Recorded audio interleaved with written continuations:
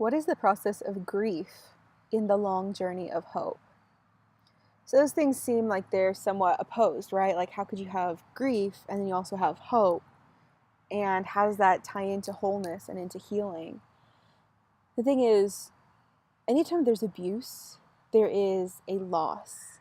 So there's a loss of innocence, there's a loss of relationship, there's a loss of trust, there's a loss of hope.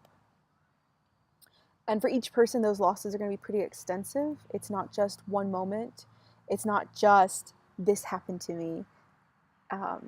Healing is this happened to me and it affected all these other things in my life.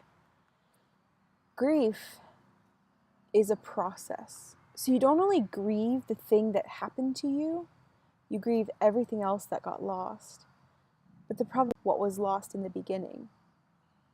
So at first, let's use the example of losing a loved one. When you're grieving the loss of someone that you love because they've passed away, you just feel this immediate sense of they're void, right? So they're not there and you feel like they're missing.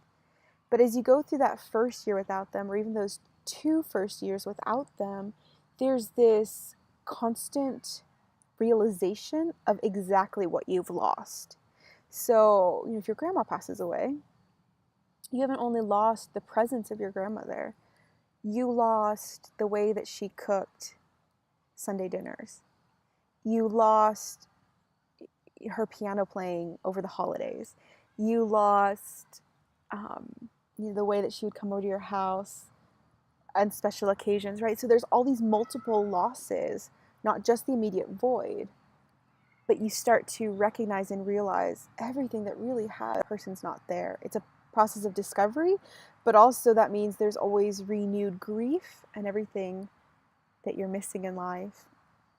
And healing from abuse is very similar. So it's not only this thing happened to me, it's this thing happened to me and now I don't trust. This thing happened to me and now I don't want to be in this certain area, location, place of the house, school. You just don't want to be wherever that was. You lose a sense of security, you lose a sense of innocence. And the horrible thing about healing from abuse is that you go through this 1 or 2 year cycle. For some people it's longer, for some people it's shorter, but it's a long journey where you recognize and realize everything that's been taken away from you. It wasn't just the event. It was the aftermath of the event that has to be recognized and grieved and mourned as well. It's not easy. That's why I call it the long journey of hope, and it takes a lot of work to walk through that process and to be able to handle the realizations of loss and the realizations of exactly how far the abuse affected you. I just want to be honest about that long journey of hope and how grief plays a part. I don't expect anyone to magically get over it. That idea can somehow surface in a lot of conversations, and I don't want this to be one of them. It's going to be a long journey, it's going to be a long process, and I just wanted to let you guys know why it's so long and what's happening throughout those years. If that's you and you're on that long journey of hope, I'm so proud of you.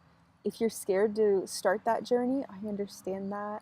I would encourage you to start and to go find wholeness.